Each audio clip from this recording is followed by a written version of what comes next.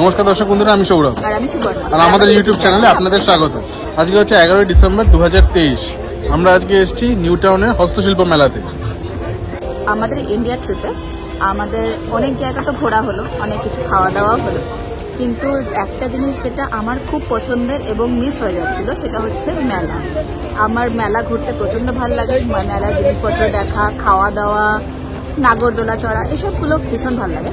এখানে নাগরদোলাটা নেই যদিও, বাট খাওয়া দাওয়া এবং জিনিসপত্র, খুব সুন্দর সুন্দর জিনিসপত্র, হাতের কাজের জিনিস, সেগুলো আছে। এবং আমরা ঘুরে ঘুরে অনেক কিছু কিনছি, দেখছি, খাওয়া দাওয়া করছি। আর আমাদের সেই এক্সপিরিয়েন্সটা দেখতে এবং জানতে আমাদের এই ভিডিওটা শেষ পর্যন্ত দেখুন। তাহলে দেখে নিন আমাদের এই মেলা ঘুরে দেখার অভিজ্ঞতা। 7 সমুদ্র 13 নদীর পার করে এক অন্য দেশে চলে গেলেও নিজের দেশের কথা সারাক্ষণই মনে পড়ে। আর নিজের দেশে সব থেকে বেশি যে শহরের কথা মনে পড়ে সেটি হলো আমাদের শহর কলকাতা।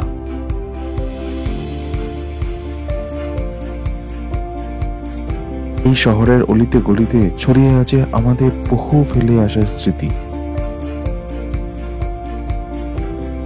সেই স্মৃতির রোমন্থনে আজও এই শহর আমাদের মধ্যে বেঁচে আছে। আমরা প্রতিনিয়ত আমাদের এই শহর কলকাতাকে খুব মিস করি, আর তাই আমরা নিয়ে এলাম আমাদের নতুন সিরিজ আমাদের কলকাতা, যেখানে আমরা আমাদের বিভিন্ন ফেলে আসা স্মৃতিকে আবারও ছুঁয়ে দেখব আর সেটি আপনাদের সাথে শেয়ার করে নেব।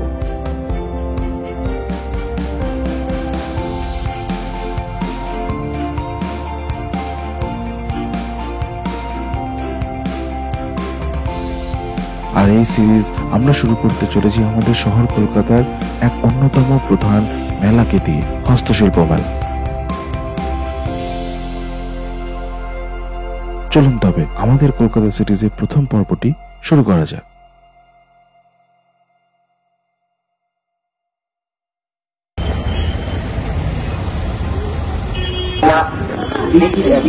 সাথে অবশ্যই যোগাযোগ করবে।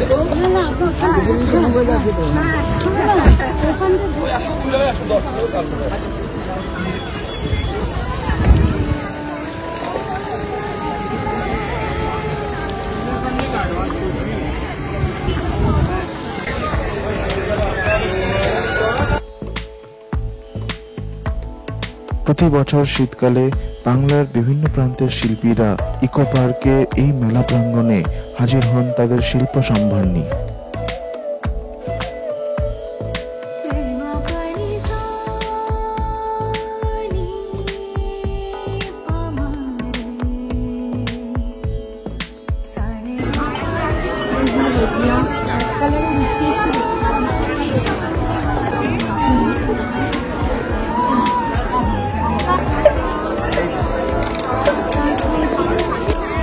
আমরা হিয়ার জন্য একটা বাঁশি নিলাম।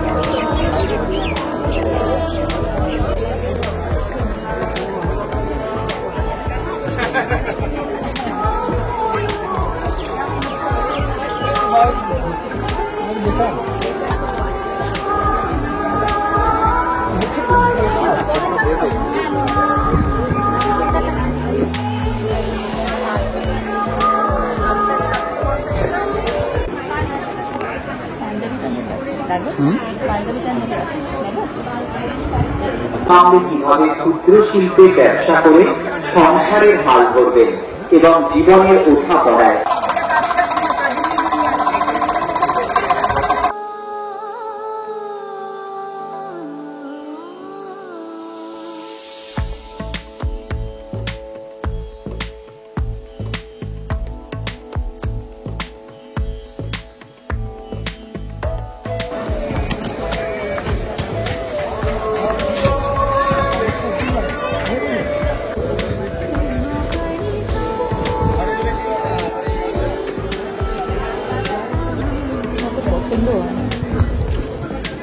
দেখতে পারি।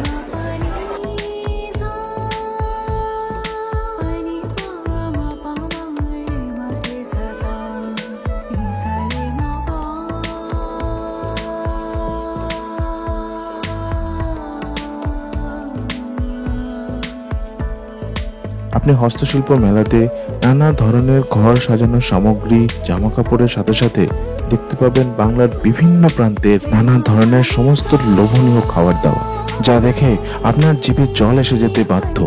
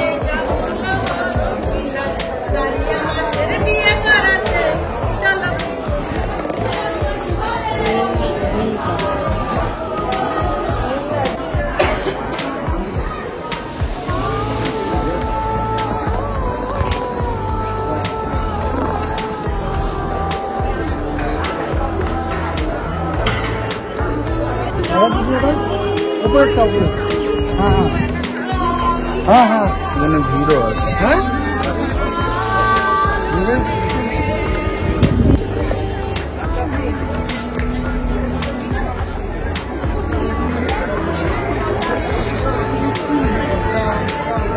বেশি দূরে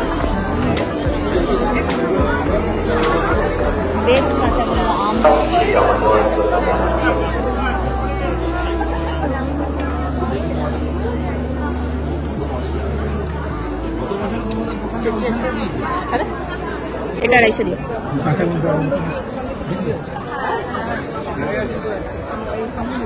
চলে এসেছি আমরা ফুড কোর্টে এসেই আমরা দাঁড়িয়েছি আচারের দোকানে। বুঝতেই পারছেন অনেকদিন আচার খাওয়া হয়নি, তো আচার নেওয়া হচ্ছে নিয়ে যাওয়ার জন্যে। আর উল্টো দিকে দেখতে পেলাম জল ভরা সূর্যকুমার মোদক। আমি যতদূর জানি সূর্যকুমার মোদক চন্দননগরের খুবই বিখ্যাত জল ভরা মিষ্টির জন্যে। এই জল ভরা মিষ্টিটাও বাকি রয়েছে মিষ্টির মধ্যে। আমার ইচ্ছে ছিল কলকাতায় যেখান থেকে সব থেকে ভালো জল ভরা পাওয়া যায় সেখানে গিয়েই মিষ্টি নেবো, কিন্তু সেটা সম্ভব এখনো পর্যন্ত হয়ে ওঠেনি। জানি না হবে কি না, তো 2-1 দিন বাকি আছে ফিরে যাওয়ার, তো হয়তো সম্ভব হবে না। বাট যদি আজকে এখানে যদি পেয়ে যাই ভালো জল ভরা, তাহলে এখান থেকেই নিয়ে নেবো। আর সেটারও শর্টস আমি আমাদের চ্যানেলে দিয়ে দেবো।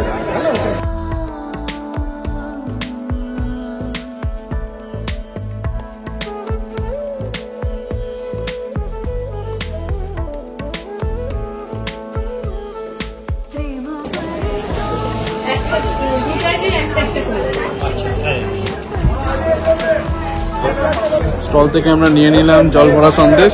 বাড়ি গিয়ে খাবো, এখানে আর খাওয়া সম্ভব হচ্ছে না, বাড়ি গিয়ে খাবো, এখানে ভালো করে এক্সপ্লোর করে নিই।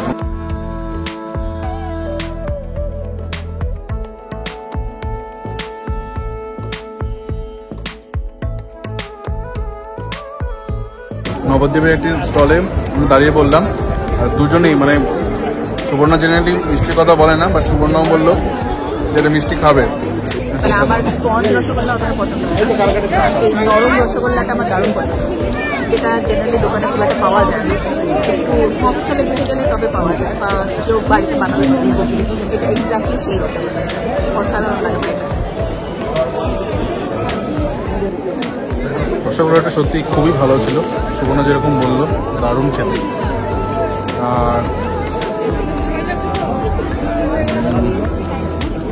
আর একটাও মিষ্টি নিয়েছিলাম, দুটোই নাম জানি না কি।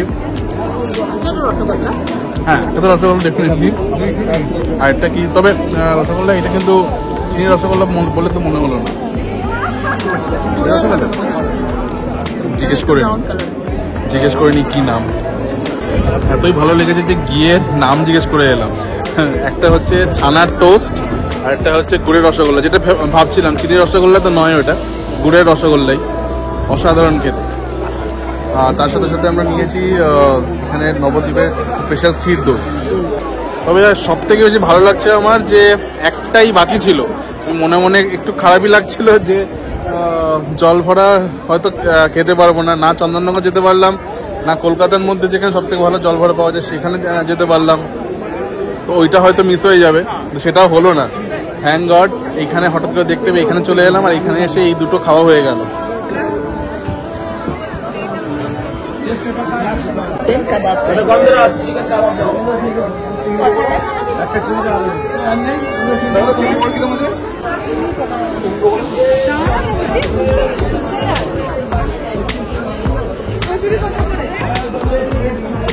এটা হচ্ছে গন্ধরাজ চিকেন কাবাব ফ্রাই।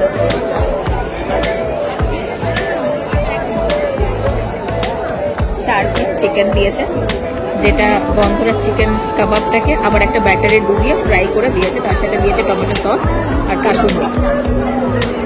উপর থেকে একটু চাটনি। গন্ধরাজের কোনো গন্ধ নেই, খুব সবুজ একটা রং,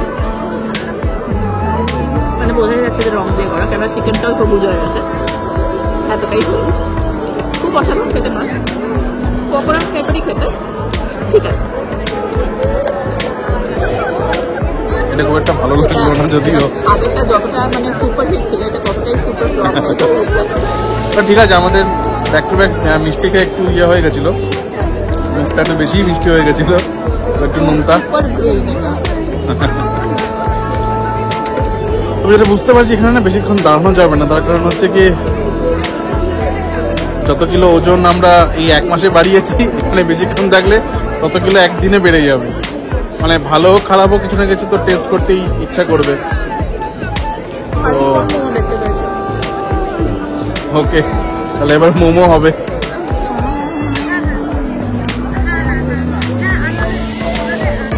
মনে হচ্ছে কালিম্পং মোমোতে বেশি ভিড় নেই, তার কারণ মনে হচ্ছে যে মোমো বোধহয় শেষ হয়ে গেছে এতে। এত কয়েকজন লোক যারা দাঁড়িয়ে ছিল তারাও চলে হ্যাঁ। আসলো, বললো শেষ শেষ, তো মানে আর নেই আর লোক। দোকানদারও আবার ফোন করছে আরো মোমো করে, তো ডেফিনেটলি নেই। এটা টেস্ট করা, বাট আমার মনে হচ্ছে যেহেতু সোল্ড আউট হয়ে যাচ্ছে, মানে ডেফিনেটলি মোমোটা খুবই ভালো আর কি, তো আমার মনে হয় এটা ট্রাই করতে পারলে ভালো হতো। মজার ব্যাপার কিছু, আমরা বাড়িতে জাস্ট লাঞ্চ করে বেরিয়েছি, কিন্তু এগুলো দেখে থাকতে পারছি না, খেয়ে নিচ্ছি। ঠিক আছে, আপনারাই কমেন্ট করে জানান যদি আপনারা এই কালিম্পং মোমো যদি খেয়ে থাকেন কেমন লাগলো আপনাদের, আমাদেরকে জানাতে পারেন। আমরা কি খুব মিস করলাম? कॉफी का और 2 कॉफी का पैसा हो गया, अभी 2 चाय का बाकी। তিনটা কফি দেবেন, হ্যাঁ? এই যে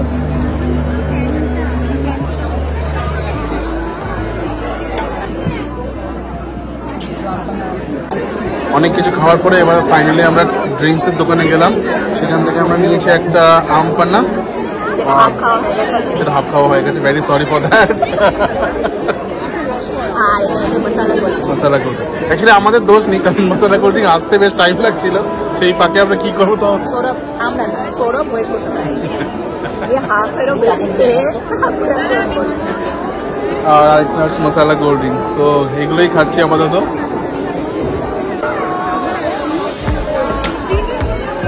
আমরা ঢুকি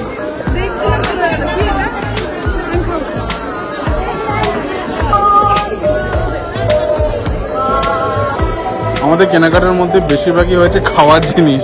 এখন আমরা নলেন গুড় নিলাম, কারণ হিয়ার বেশ ভালো লেগেছে এখানে এসে, ঝোলা গুড় যেটা সেটা, তো সেটাই নেওয়া হলো ওর জন্য।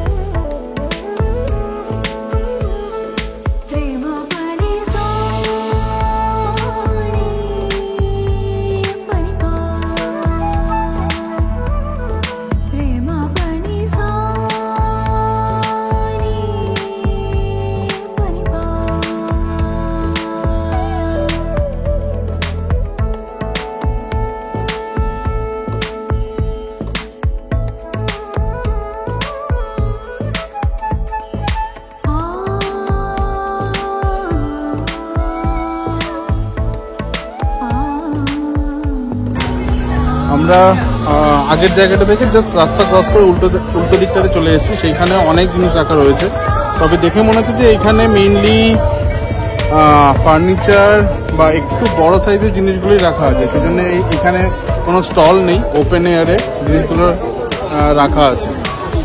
তবে সেরকমও নয়, কিন্তু পাপোশ টাপোশও রাখা আছে, জানি না কেন এই দিকের কি ব্যাপার আর উল্টো দিকের কি ব্যাপার, বাট দেখতে বেশ ভালো লাগছে কিন্তু এটাও।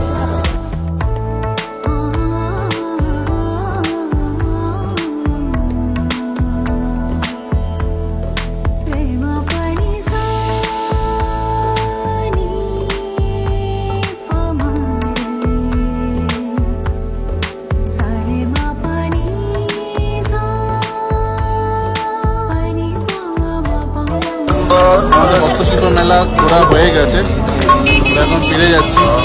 বেশ ভালো লাগলো, মন ভরে ঘোরা গেছে আর মন ভরে খাওয়া গেছে। যে কোনো মেলার সাথে খাওয়ার ব্যাপারটা ঠিক অতপ্রতভাবে জড়িত। বাঙালিদের কিছুই খাওয়া ছাড়া হয় না, ঘোরাঘুরিও তার অন্যথা নয়। তাই খাওয়া গেছে বেশ ভালো, জিনিসপত্র বেশ ভালো দেখা গেছে এবং আমরা যথেষ্ট জিনিস কিনেছি। তো আমাদের এই ভিডিওটা এখানে শেষ হচ্ছে।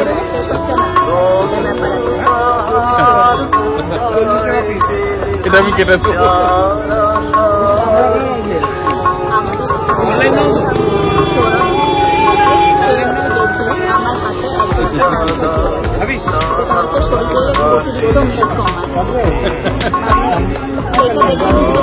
এখানে এসে খেয়ে খেয়ে যা লোকজন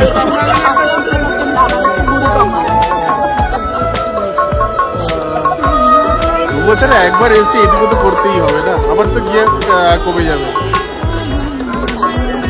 হ্যাঁ আবার কমে যাবে। যাই হোক, এই ভিডিওটা এখানে শেষ করছি আমরা। যদি আপনাদের ভিডিও ভালো লাগে তাহলে লাইক করুন, শেয়ার করুন, সাবস্ক্রাইব করুন আমাদের চ্যানেলে, আর নোটিফিকেশনে বেল আইকনটি প্রেস করে দেবেন যাতে যখন আমরা কোনো ভিডিও আপলোড করি সঙ্গে সঙ্গে আপনাদের কাছে তার নোটিফিকেশন পৌঁছে যাবে। আজ তবে আসি, আপনারা সবাই খুব ভালো থাকবেন, সুস্থ থাকবেন আর সঙ্গে থাকবেন সঙ্গে জানাবেন।